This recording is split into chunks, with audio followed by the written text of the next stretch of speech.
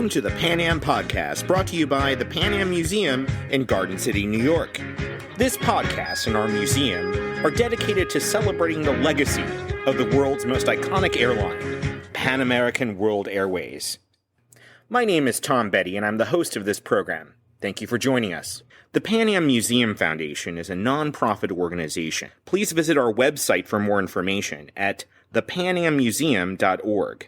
Again, our website is thepanammuseum.org. You can find us on Facebook, Twitter, Instagram, YouTube, and TikTok. If you are using Apple Podcasts, please consider leaving a review. It will help others discover this program. This podcast is sponsored by the generous personal support of Mr. Adam Aaron, the CEO and chairman of AMC Theaters. He is also president of our sister organization, the Pan Am Historical Foundation. If you're not familiar with Pan Am, welcome. We are honored to have you here and for you to learn about what we're all about. If you already know of Pan Am, worked for or flown on the airline, or just love our history, it's good to be with you again. So with that, let's get this episode in the air, so to speak. Welcome aboard your Pan American Jet Clipper.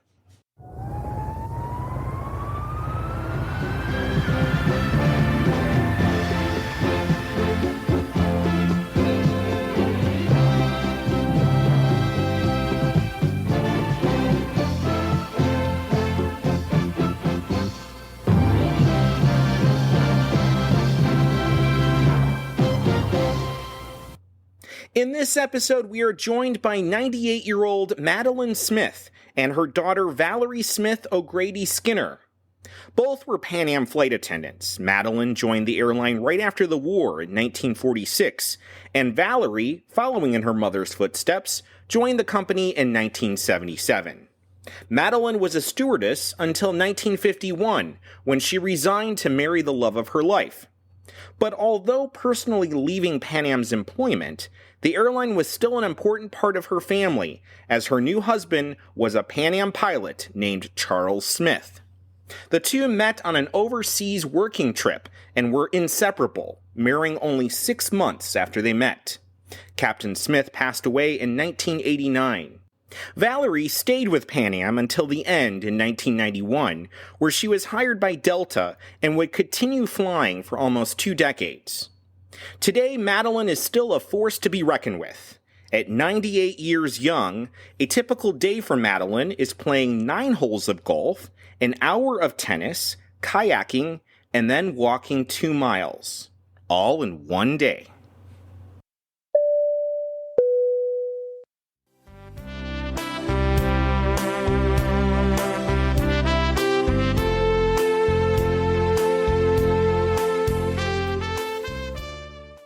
Thank you very much for joining us on the program, Madeline and Valerie.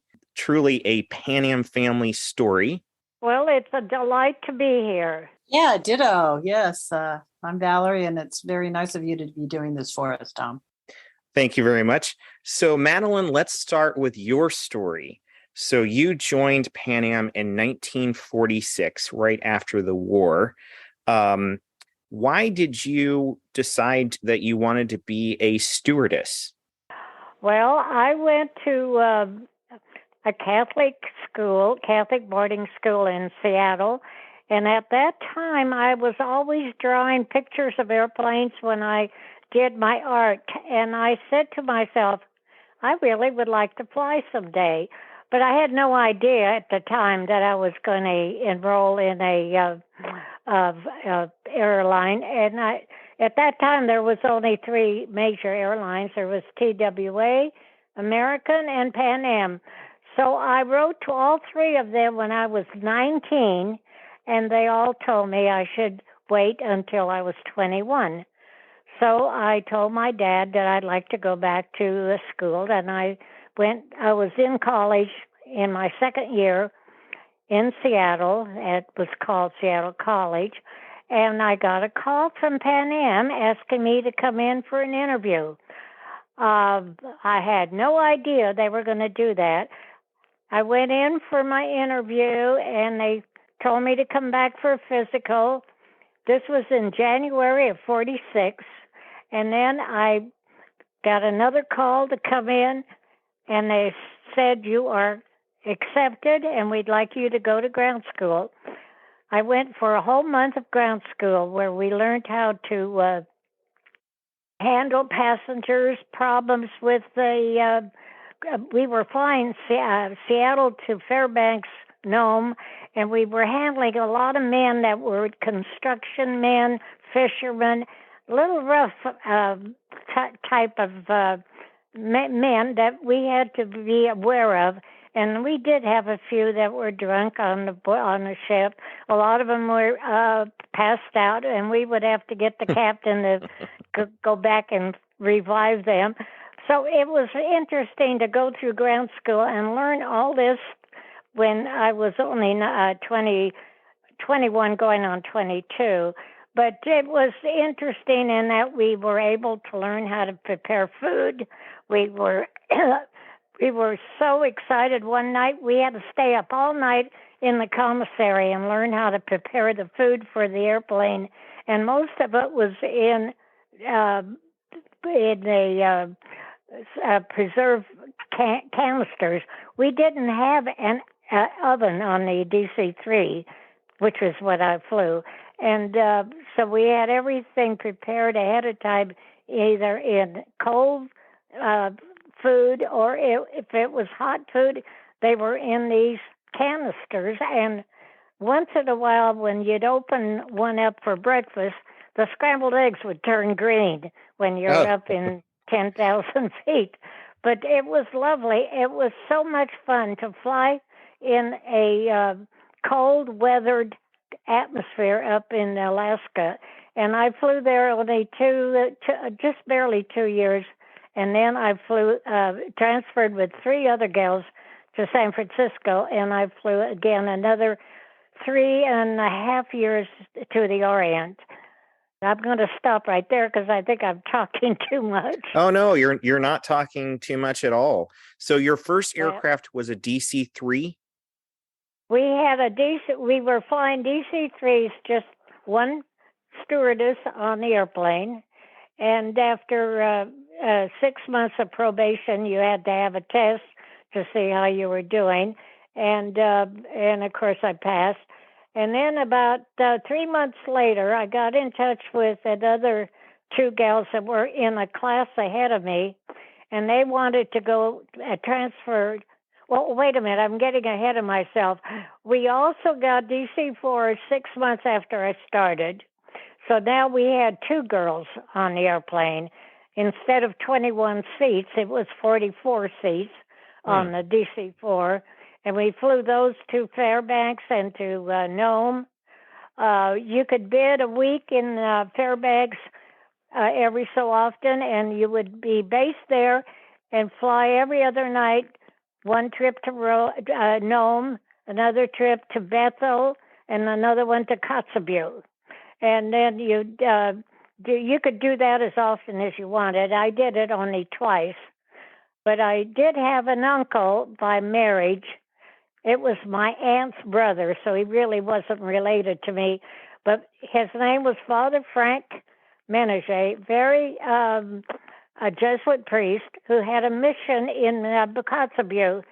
So I sent him a Western Union, and I met him there at Kotzebue at night. It was at least 1 a.m, because we only flew at midnight. And it was only an hour from Fairbanks to Kotzebue. And he would meet me there with a dog sled to get the mail, and we would stand by the potbelly stove in this little shack and visit, and then I would finally say goodbye to him. I met him twice that way, but the last time I met him, he was being transferred to China because of orders from the Institute anyhow. So I didn't see him again until a year later. I met him again in Shanghai, which was very, very iffy. At that time, it was getting to the point where the communists were just about ready to take over Shanghai, and we had to stay at a staff house instead of the hotel. And I met him there again, and he was telling me he had to transfer to India because of the communists. They didn't, of course, allow or didn't feel safe as a Catholic priest. So he was going to India, and that's the last time I ever saw him. In the meantime, after a year and a half of flying up there in Alaska, 4 of us transferred to San Francisco because by that time we were pursers, and I ended up being the only one that lasted 3.5 years again. I met my husband on the last year of my flying, and of course in those days you could not fly if you got married.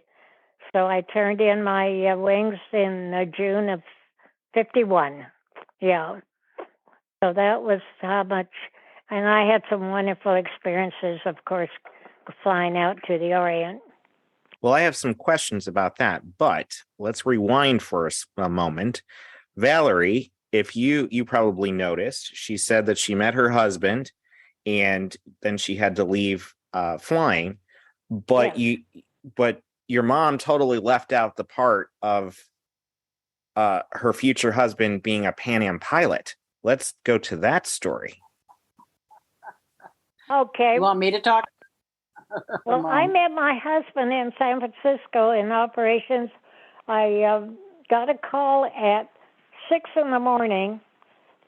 to report to duty because one of the gals that was supposed to take the flight couldn't make it. And so I got to the airport, and we were delayed because of fog. And I kept going back and forth from operations to the passenger terminal to explain to the passengers that we weren't able to leave yet because of the fog. This went on until noon.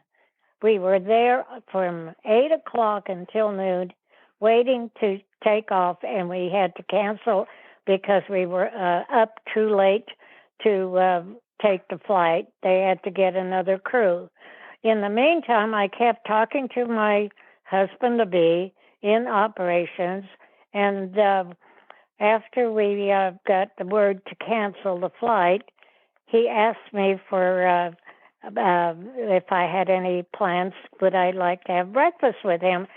So I said, well, I'm going straight home.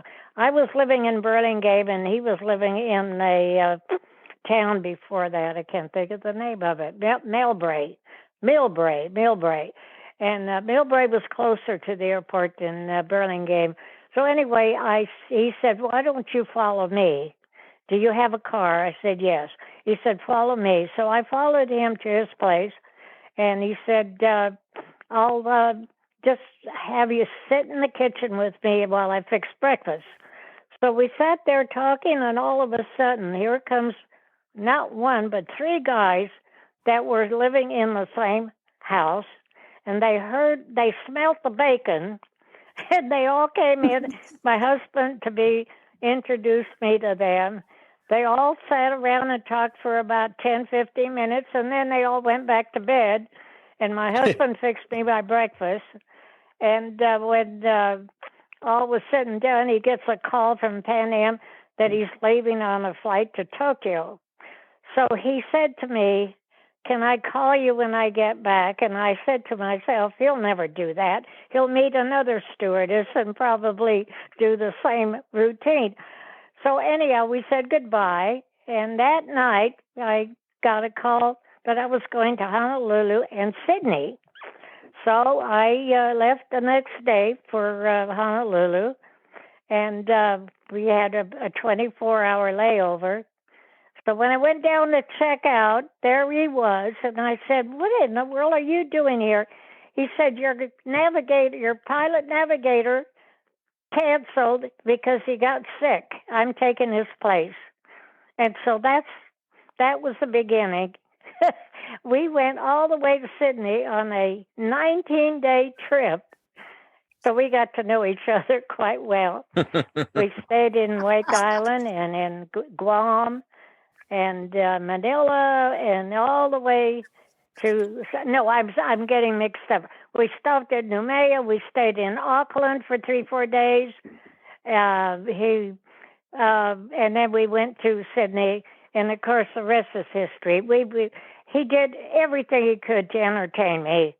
Took me to the wonderful play in Auckland with Jeanette MacDonald and Elsa Nettie, called Sweethearts. It was the thing in those days to go see a lovely concert, and then of course he took me out to dinner in Sydney and so forth. So I knew then that I was falling in love with him. So when we got back, I had to explain this to another friend of mine, and it took days and days to get the whole thing settled. But that's how I met my husband. That's a great story. He was a pilot. He was a pilot navigator at that time. Mm-hmm. Was the original navigator really sick? I guess so. Or is that just the mystery of the Smith family? Yeah. Well, there's no mystery to it, really. There are a lot of details I've left out, yeah. So in your period of flying before you met Captain Smith, yeah, tell us a little bit about some of your favorite places traveling as a Pan Am flight attendant. Oh my! Well, I have to tell you, when I flew up in Alaska, we occasionally had a weather problem on our way to Fairbanks. We would have to overnight in Whitehorse, Canada, and I remember staying at this lodge, and I had never had moose steak for dinner, and I couldn't believe when we had been served. It tasted just like a beautiful sirloin steak. It was delicious. Must have been a prime anyway, because I had been told later that most of that moose meat is a lot tougher than cow, but it was delightful. And I remember meeting a family there. One of our stewardesses had been hired from Whitehorse.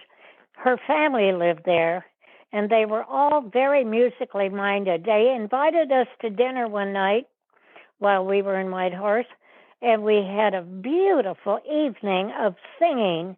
One of the mother was a pianist, and she would play the piano, and all of us would stand around and sing all of the songs that we knew of that day, that period. And it was so much fun, and it was cold outside. It was like 40 degrees or 20 below zero at that time. And of course, whenever we got to Fairbanks, some days were so cold that the minute you stepped out of the airplane, we always had to take a cab from the airplane to the hotel. But that was Alaska. And another thing about the pilots up there, whenever we flew, we never flew over 12,000 feet.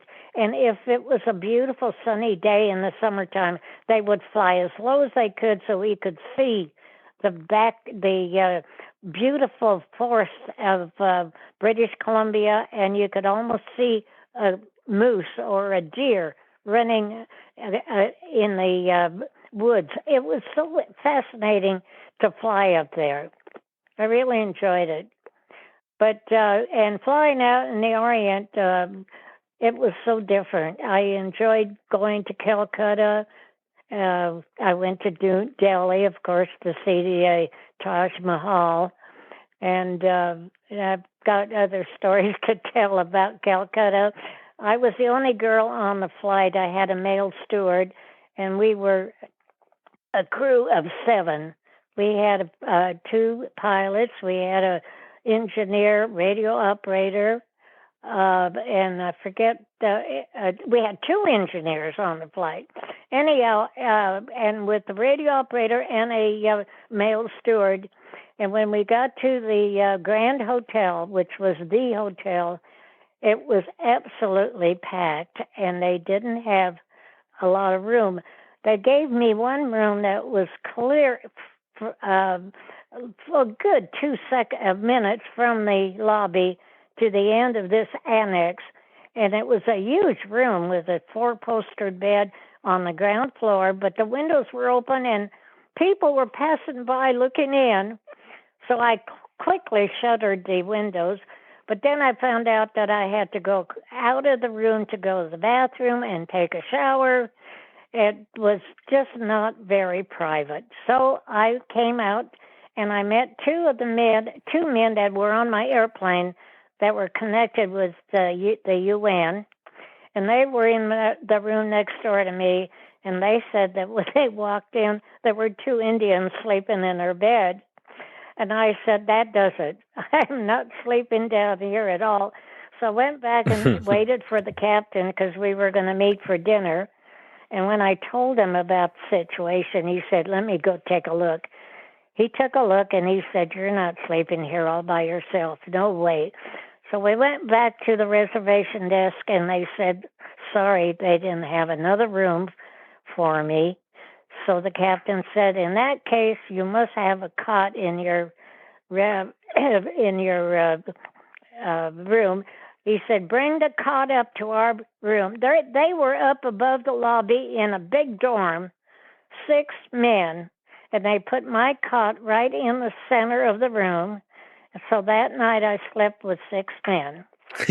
And, of course, the word went out to the base in San Francisco by Western Union, so quite a few people knew that I had slept with 6 men at that time.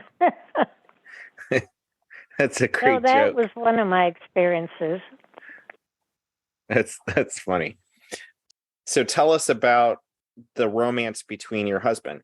You went on this long trip to the Orient, and then you decided, you admitted to yourself that you were falling in love, and then what happened?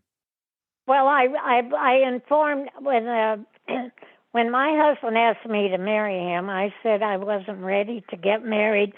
And then he said, well, we'll wait. So we waited 6 months. And I finally said, okay, I thought I was ready because we were seeing each other between trips constantly. And I said to myself, I think it's time for me to quit. I had just gotten ready to transfer to New York. I wanted to try flying out of New York to Europe, but I said, okay, I think I will say yes. So we made plans for June of 51, and of course I turned in my resignation and was told that I could not fly after I was married. It was a company rule because we didn't have a union yet, and so I turned in my resignation, and we got married in June of 51. I personally thought that we were going to have a tough time because I was making more money at that point than he was because he had just been hired that year in September before I met him, and pilot navigators were making only $350 a month at to start with, but by the end of 6 months, his salary started going up and up and up, and it ended up very satisfactory. We bought a house in Palo Alto, in the Mountain View near Palo Alto. And then a year and a half later, we got transferred to New York, lived in Long Island for 12 years, and then moved to Connecticut, and I've been here ever since. And when did Valerie come along? Valerie was born in the Palo Alto Hospital in Palo Alto, and I got pregnant she was born a year after I got married. And then I had my second son a year and a day later. So we had 2 children, babies, and transferred to New York. And then my third, another son, was born 3 years later. So I had 3 children, yeah. And they were 2 born in California and 1 in Long Island. So Valerie, what do you think about your mother and father's romance? I find it I find little stories along the way. Some of them are a little bit more interesting. And when she talks to me privately, it leaves out a lot of juicy details, But they got married June 4th, 1951, and I was born 10 months later, not a year later. I was born April 29. And my little brother was April 30th, a year later, and Robbie was 4 years later. And I go around now, and when I say I have a mother who's 98 and she's still playing tennis and golf, they say, wow, you must have good genes. And I say, my dad died at 69 in 1989. And I've had pilots come up to me when I was working with Pan Am for the 15 years I was with Pan Am as a flight attendant. Twice I had pilots come up to me and say, "This by chance is your father a pilot?" And because I look so much like my dad and I had some of the same habits, not so complimentary. So when I came upon his age at 69, I was being my best to be good, because I know the date that he died. And when November of, when I turned 69 went by, I said, whew, I got another day, But I got to fly with my father as a working crew member at least 6 or 7 times, because I transferred. I was based in Los Angeles. I was first based out of London in 77. And I found a place, came back to Connecticut to put my motorcycle away, and I got hit by a car. And it put me out for 7 months. At least I was driving a BMW had a drive shaft, and it almost cut my foot off. If I'd had a Jap bike like my previous bike, which was a 350 Honda, which is a chain, I wouldn't have a foot today, and my whole life would have changed. I wouldn't be married to the person I'm married to. I would never have been a flight attendant. But but I transferred to New York the last 6 months of my dad's flying career, which was in 1980. He retired in September of 1980 after flying for 34 years with Pan Am. And Mom and I were both on his retirement flight, which we did JFK to Narita. We stayed downtown at the hotel. At that time, layover was for 48 hours. And interestingly enough, we had a mechanical, which had us there an extra 2 days. So we spent 4 days in Tokyo on his retirement flight. So how was it growing up? Your mom was a former stewardess and your dad is a Pan Am pilot. Oh, man, it was great. You know why? Because Dad would sometimes be gone for 10 days on long trips, and I could do whatever I wanted.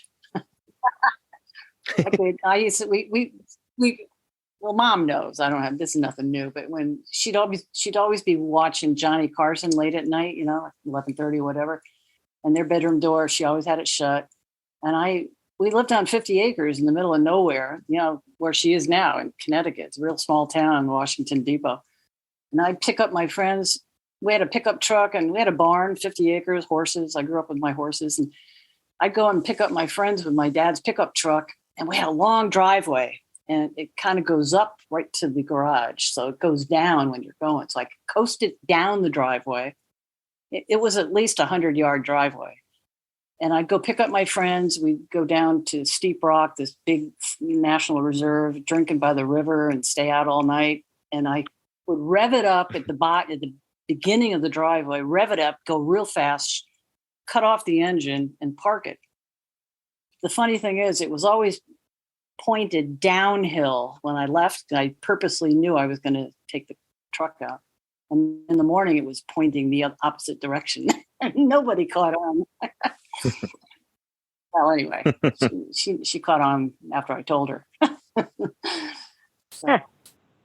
So Madeline, when your daughter told you that she was thinking about applying for Pan Am to become a flight attendant, what did you think? Well, when she was in high school, she never did have any compliments to make about my flying days. She said, I'll never be a stewardess, or I would never fly. And then all of a sudden, when she left home and went to college and then started dating, she says, I think I want to be a flight attendant. It was that strange attitude towards her likes and dislikes. But anyway, she finally did apply. The first time she applied, she got turned down with another girlfriend. I don't really know the reason, but then the second time, the other gal didn't get accepted, but she did. 6 months later. Mm-hmm. So anyway, that's how it started, and she was very good at her job. She did. She had been working with horses for 4 or 5 years, and she knew how to handle people and how to take care of things. So she was very handy, and she did well. She did very well. Yeah, she enjoyed her job as time went on, and it lasted, like she said, 15 years. Did you go on a lot of family trips together? Yes, we went to Germany we went one time for 2 weeks to Germany as a family. Valerie, I think, was about 8 or 9. And we drove all through Bavaria and that southern part of Germany. We had really a lovely time. Another time, did we go? We went to Canada twice, I think it was, and my mother came out, and we took her up there to Canada and did the tour of Quebec City and Montreal. We've been parts of New York coming home. We stayed at a resort. Yeah, we had family outings, and we drove a lot to Ohio because my husband's parents lived there in Columbus. So we went back there a few times. Did Valerie tell you that I'm from Columbus, Ohio? That's where I live. Oh, no, she said Cleveland. I'm originally from Cleveland, but I live in Columbus now. I see. Well, that's where my husband grew up. Oh, interesting. Yeah, interesting. He was born and raised there, and went to Ohio State for 2 years, and then became a cadet during the war. Air cadet. Yeah, he was transferred to Texas. Air Force Base there. And then he applied with Pan Am after the war in September of 46, yeah. So you have seen, Madeline, prop planes, DC-3s, DC-4s, and then you saw jets, 707s, 747s, and your husband started off flying prop planes, and then he advanced to jets and then the jumbos. What looking back now, what do you think of that?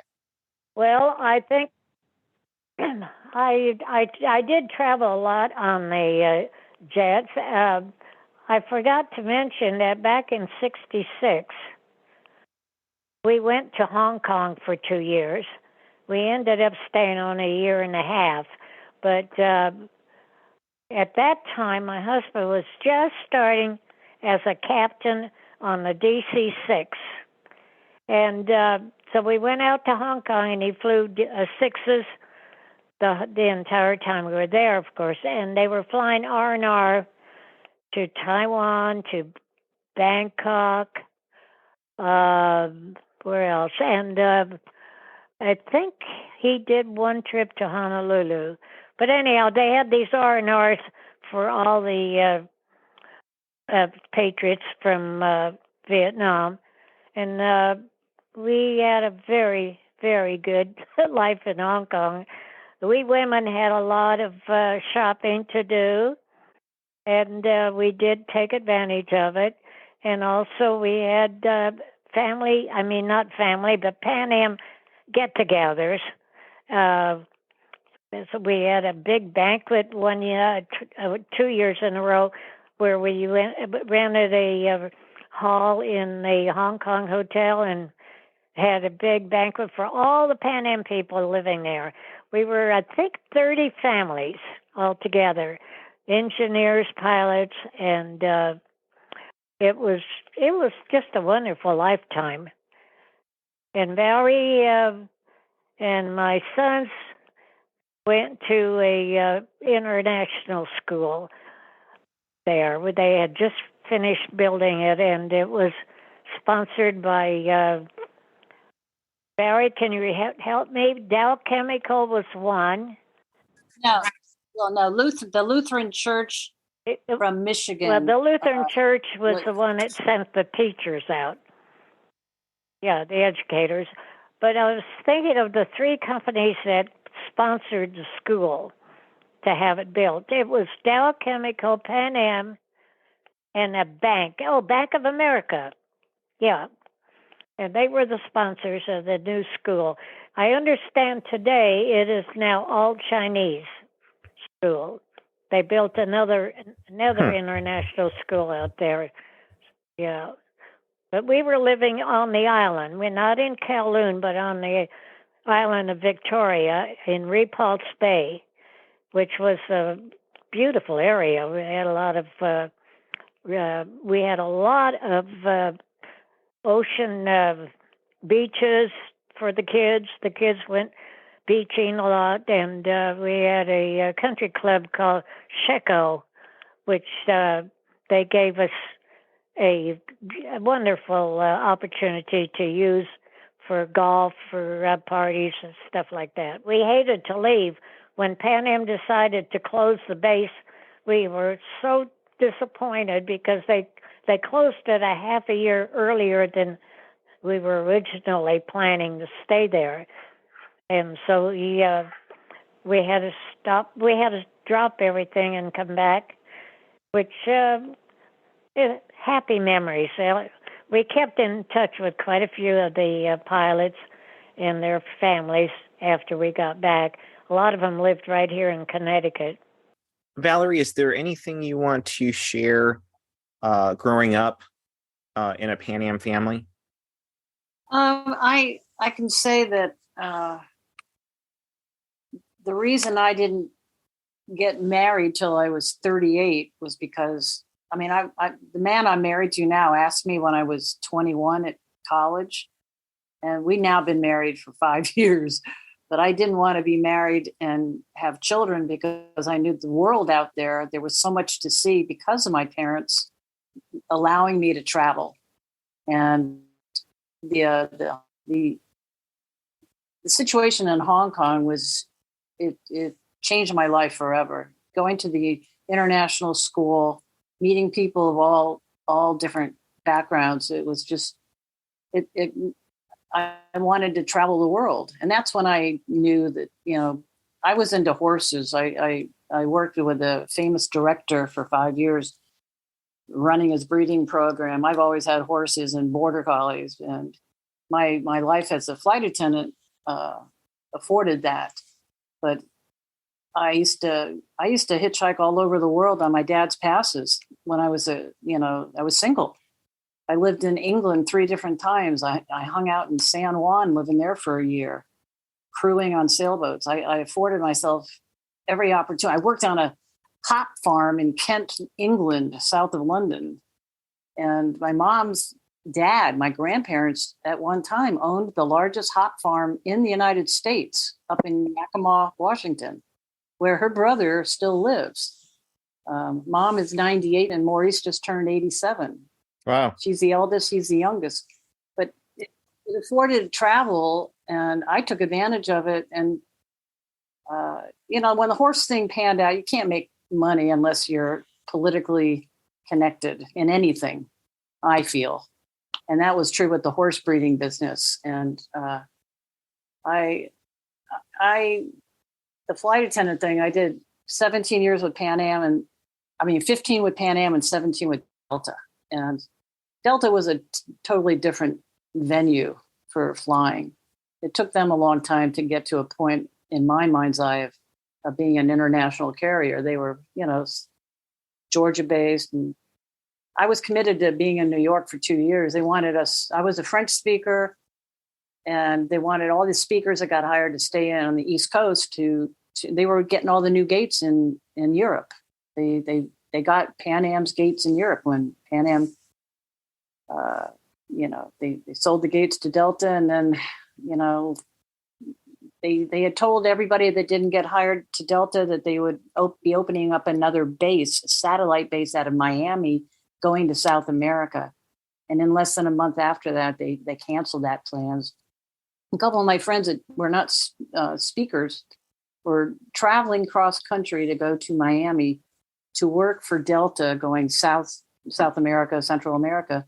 And then they pulled the plug on that, and these people were all out of jobs.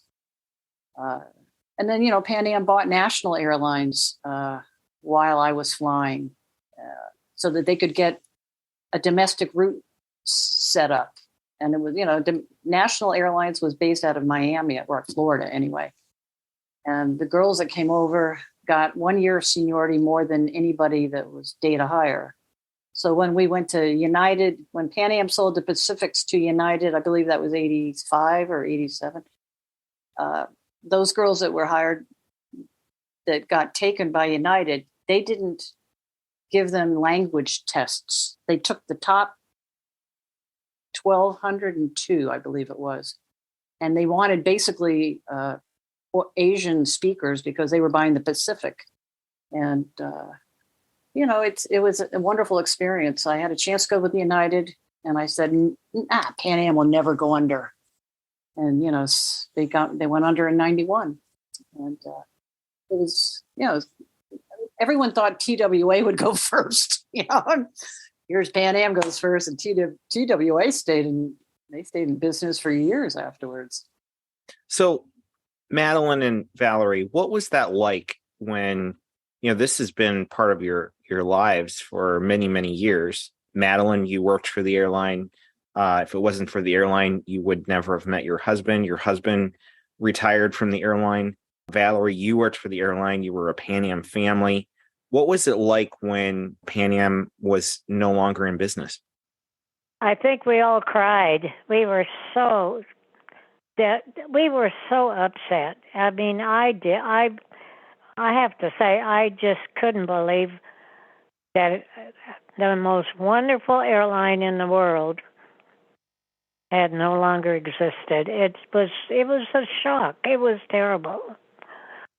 But I also want to tell you that when I was in my 60s and the kids were all gone, I think my youngest son was still in college. I don't remember.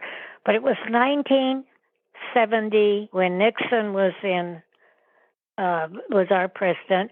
He went to China and made a deal for tourism to start in China. And so Pan Am World Tours sent me a letter and asked me if I'd be interested in being a tour leader to China and to come in to call them, and I did. And they asked me to come in for an interview. I went in, and they hired 35 of us retired stewardesses. And we all started working we took about only a week and a half of ground school. We had to learn how to behave in China at that time because it was still communistic and still is. But we were told what to say, what not to say, and to pick up just a few words of Chinese because it was Mandarin and Cantonese. You have to take a university course to learn it. But they told us to just learn a few phrases, which we did.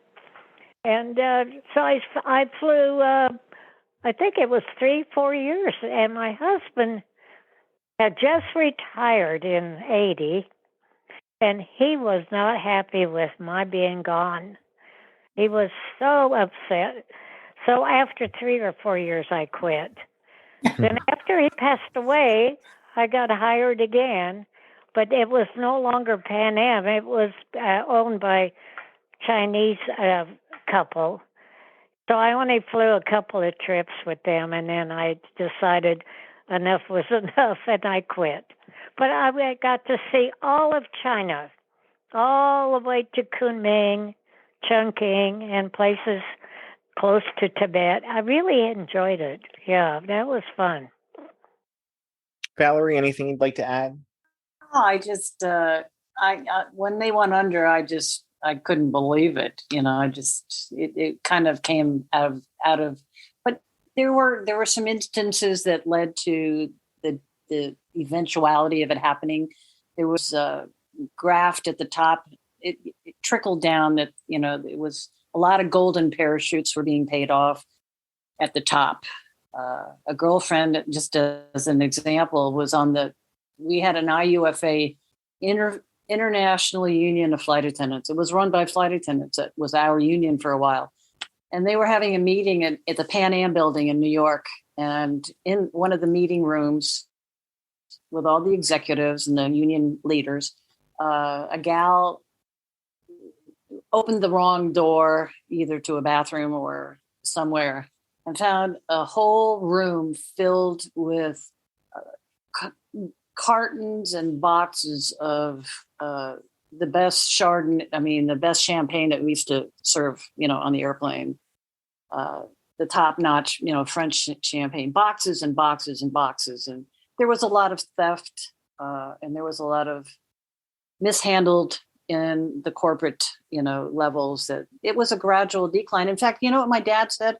My father he retired in 80, and he hoped that Pan Am would still be in business when he retired, because it was everybody kind of knew in the background that there was stuff going on in the back in the executive branches that wasn't propelling us forward, but taking us down. And this was years before he retired. He was hoping that they'd still be in business so he'd get his retirement. But that was 80, and they didn't go under until 91. But it was, there's a lot of people I know that I'm 70 now, and people my age that I'm hanging out with, they know Pan Am. There's young kids. They never even heard of Pan Am. They didn't. I went to Woodstock. My husband went to Woodstock. We met 2 years after Woodstock. People, they don't even know what Woodstock is. And I'm saying, God, am I that old? It's like, shit, this getting old stuff is for the birds. But you know what? I got a lot of good memories that I'm going to take with me. Well, Madeline, let's talk about some of your memories over the years flying on Pan Am. Did you ever meet any famous people? I met a few. I had, when I was flying the Pacific, one trip to Tokyo, I had Joe DiMaggio with his handler. What was the name of the Yankees coach? Walter O'Malley. Does that sound familiar? Anyhow, it was Walter O'Malley and Joe DiMaggio. Then a trip to Sydney, I had Maureen O'Hara, and her agent was with her, and I can't remember his name. And I had Joan Fontaine on another trip. We always tried to curtain off where they sat so that nobody would see them and give them a little privacy. Maureen O'Hara was not feeling well when she got on board, and when we got to Sydney, she went in to put on her makeup, and oh my God, did she look gorgeous. She was so beautiful, and she had red hair, and she was very pale skin, and when she put on the makeup, she just shone. There were just dozens and dozens of photographers waiting for her when we landed, and I remember things like that. Yeah. What else? I had college kids, football players rather, from L.A. to Honolulu. what a noisy bunch all the way. None of them would sit down or no. They just went on and on, talking to each other and jumping over the seats, and just a fun group. Yeah, I do remember that. Had a lot of fun. Yeah.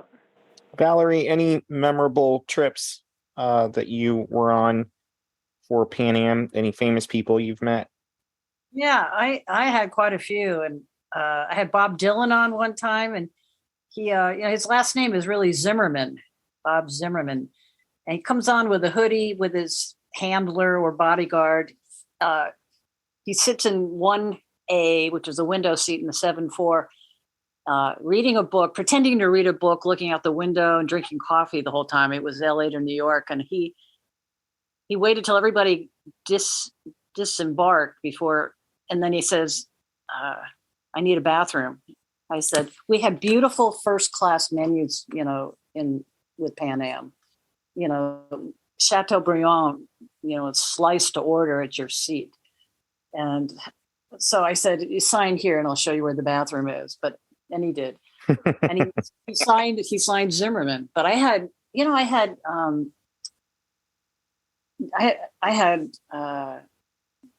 what's his name? Clark Gable on before he died. I had his daughter on. I think his wife at the time, they were divorced, is I think Valerie Perrine. And she was on a popcorn diet. She had a big brown bag that she brought on board, and she was only eating popcorn, and she was up in first class. What a mess she made. Oh. But they had a daughter. I think it's the only child that Clark Gable had, and she looked identical to him. She was like 18 at the time. But I don't think Mom knows this story about Dad. Dad came home from a trip one time, and he says he did a London, New York trip, and he says, you heard of some band called Led something? And I was like, God, you had Led Zeppelin on? He says, yeah, they were all passed out in the upper deck the whole flight.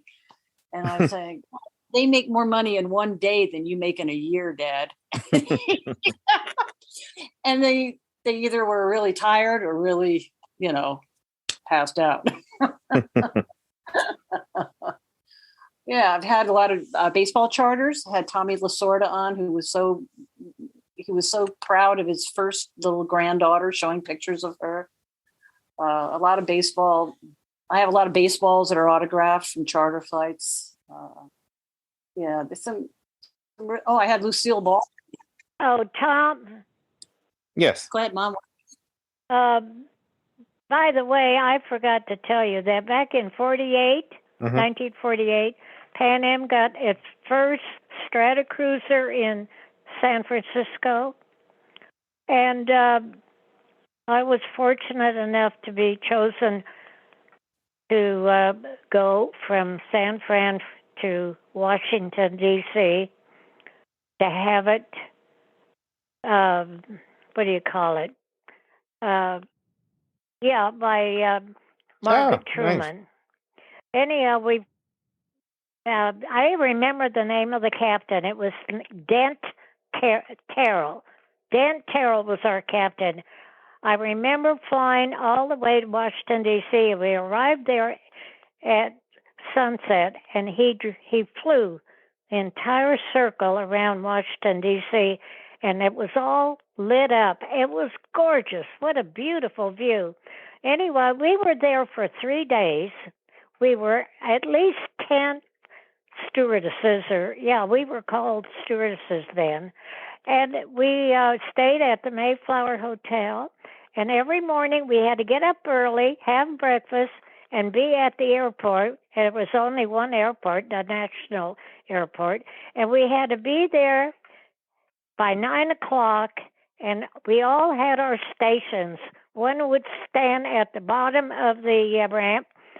Two would be up at the top of the ramp. 2 or 3 more inside the airplane. I can't remember all our positions. And then for the 3 days, they had people tourists coming to look at the airplane. They could walk inside of it, and we had to give them all the details of the airplane, how much fuel it used, how big was the wingspan, how big of a airplane. It was.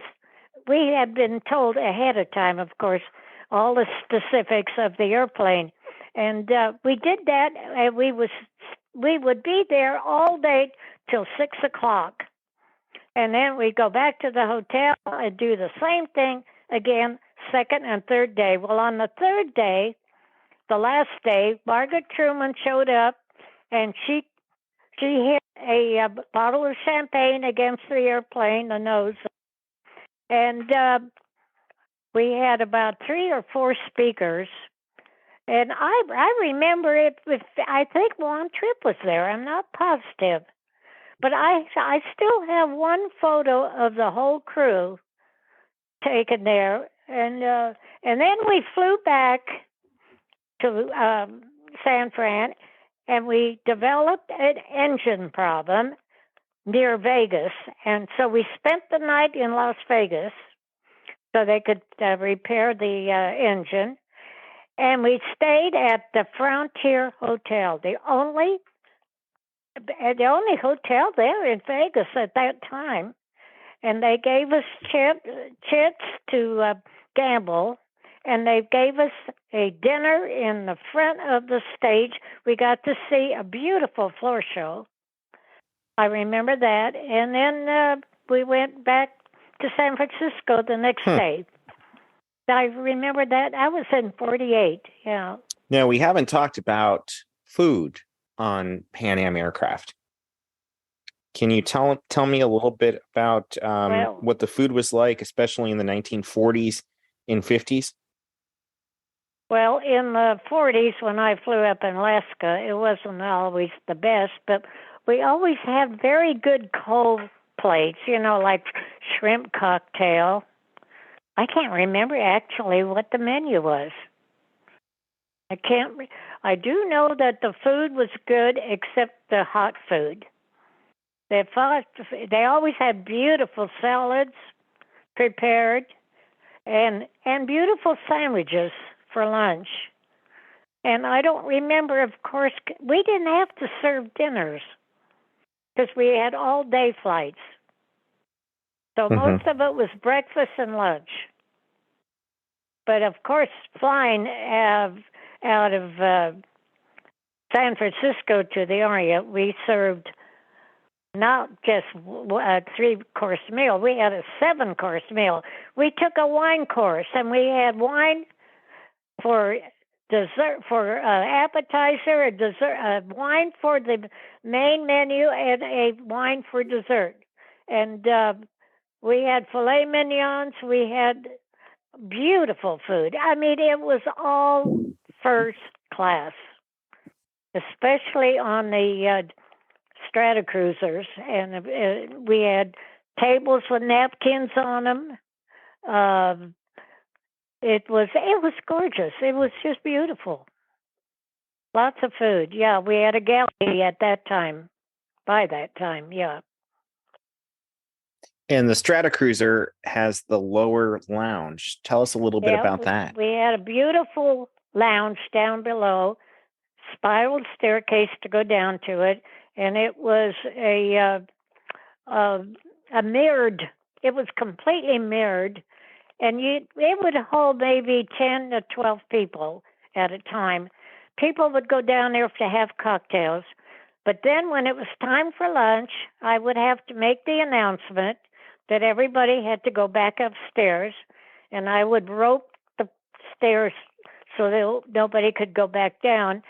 And then we would serve our lunch or whatever. And it was a beautiful airplane because they had in the back of the airplane, they had the men and women's lavatories, and they were all mirrored. They were rounded lounges where you could sit and do your makeup if you wanted.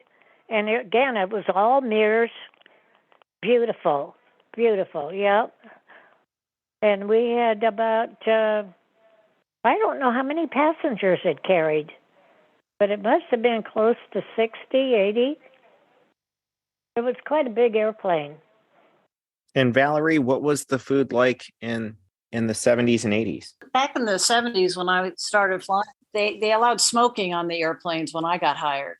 The worst place to work was L5 and R5, the 5-door, the number 5 doors in the back. But first class flight attendants, they'd come in the back, they'd do their smoke off, and then they'd go back up into first class to work. So the best place to work was first class. But you did a lot of work because you had personalized serving. We had carts, we had, dessert carts, hors d'oeuvre carts, main. We served by hand. Each first class passenger got served individually, and they would tell you if they wanted a Chateaubriand, wanted yours, pâté foie gras. It was a first class restaurant up there. And the fun part was we as for flight attendants to eat that food too, if there was any left, first class, ice cream and ice cream sundaes and, cobblers. It was just the best food, and you're going to the best place in the world. And most of the time the passengers were wonderful. You rarely had disgruntled passengers. First class, you had a couple divas, complainer. Most of the time, they really appreciated everything that we did. And I think in the 15 years with Pan Am, I've got tons of commendations. And it's not so much me as much as it was the whole crew working together, and we were happy. People that aren't happy at what they do, it shows on their face. And as hard as the work is, if you enjoy what you're doing and you're getting appreciated, I think nothing is better than being appreciated for what you're doing for somebody. And Delta was pretty good too. Madeline, we have many young people that listen to our program. What is your message to them on why they should care about Pan Am history? Well, I think it's because it was so first class to start with. It was dedicated to improve the lifestyle of people. It was classy. It was a classy airline. People dressed beautifully in those days. You never saw anybody without a suit on, hat, gloves. Men dressed beautifully in suits. It's not that way today. Just not that way today. Today, people come on with, I hate to say this, but 50% of the people I see on the airplane, including women, wear nothing but jeans. And down south, when we used to go to Antigua and to St. Thomas, people got on the airplane barefooted. I was shocked about that. But anyway, it's changed, and I think that would be my most impression of Pan Am. It was so classy. I just loved my work. I loved it the entire time I was with them. I felt proud to wear the uniform and be there. And there were so many people that would come up to me and ask me if I enjoyed my work, and I would say I love it. It was just one of those things, yeah. As we're closing this program, what is your favorite Pan Am memory? In closing, my favorite memory, oh my goodness. I think the fact that I was able to see so much of the world, to see so much of our globe, and to appreciate where I am now, to appreciate the fact that I got to see all that I have seen and have met so many people. Would love to do it over again. But that is my impression of being with Pan Am. Valerie, what is your favorite Pan Am family memory? In 1966, Pan Am hired a lot of new stewardesses and new first officers. Dad got to be in the left seat because by going to Hong Kong, he became a captain earlier than if he had not taken that transfer. But the new pilots were called the bachelors, and there was a bunch of first officers that had a bachelor pad, and Stanley was down the road from Repulse Bay. My favorite memory from that is Dad jumping off a balcony into their swimming pool and breaking his nose. And they were in their 20s. The new stewardesses had just been hired and they were in their 20s. And my dad was in his 40s, going 66. He was born in 20, so he was 46. Oh, man. Oh, this is great. We lived right on the beach in Repulse Bay. So anyway, Pan Am did us, our life is Pan Am. Well, Madeline and Valerie, I would like to thank you for your time today. It has been a great conversation. Thank you, and our pleasure. Again, Madeline and Valerie, thank you very much for your time. I very much appreciate it.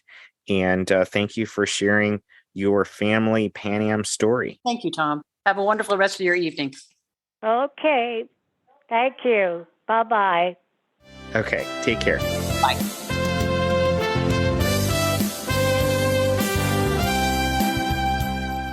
Pan Am was a pioneer in air travel and still stands as one of the most iconic and innovative airlines in aviation history. That legacy lives on at the Pan Am Museum in Garden City, New York, where you can explore the rich history of the aircrafts and individuals at the heart of the company known as the world's most experienced airline. For more information about the Pan Am Museum, check out our website at www.thepanammuseum.org. You can also find us on Facebook, Twitter, Instagram, YouTube, and TikTok. As was once a tagline in one of our commercials, we would greatly appreciate your support to help the Pan Am Museum continue making the going great. You can also support the museum by shopping on our online store for all things Pan Am, accessories, apparel, jewelry, books, models, and posters. We want to hear from you. If you have a question for us or want to share your story, our email address is podcast@thepanammuseum.org. As flight crews once said to passengers departing for their destinations around the world, thank you for flying, Pan Am.